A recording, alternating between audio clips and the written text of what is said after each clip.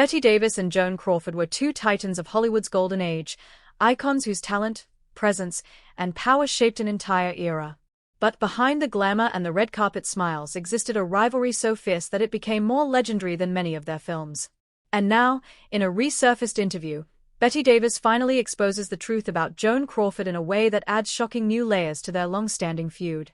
According to Davis, the tension between them wasn't just a clash of personalities, it was the inevitable collision of two women who refused to be overshadowed in an industry that made them fight for every inch of respect.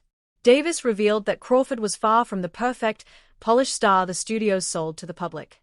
Instead, she described a woman consumed by insecurity, one who constantly feared being replaced by younger actresses and who hid that fear beneath flawless gowns, immaculate hair, and a carefully controlled public persona. Davis claimed that Crawford's charm, which audiences loved, was also one of her sharpest weapons. Behind the scenes, Crawford was strategic, calculating, and highly aware of her influence over studio executives. According to Davis, Crawford used her connections like a shield, protecting her status, controlling her public image, and ensuring that any negative press died before it reached the newspapers. Davis alleged that Crawford's manipulative tactics often targeted the very people who threatened her standing, and Davis believed she was one of them.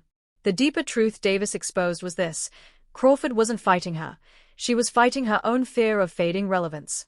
But because Davis was the kind of actress whose raw authenticity commanded attention, Crawford saw her as a threat she couldn't ignore.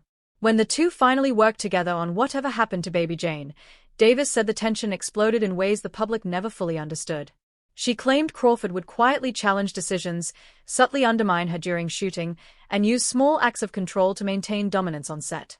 Davis even revealed that Crawford's seemingly generous gestures were sometimes strategic moves designed to win sympathy or influence opinion. Yet, despite this, Davis admitted that Crawford was a master of emotional intelligence, someone who understood people so well that she could guide them, charm them, or manipulate them with ease. This, Davis said, made their working relationship both fascinating and infuriating. But perhaps the most shocking thing Davis exposed was her own complicated feelings about Crawford. She confessed that she admired Crawford far more than she ever showed publicly, admitting that Crawford's discipline, professionalism, and relentless commitment to perfection were unmatched.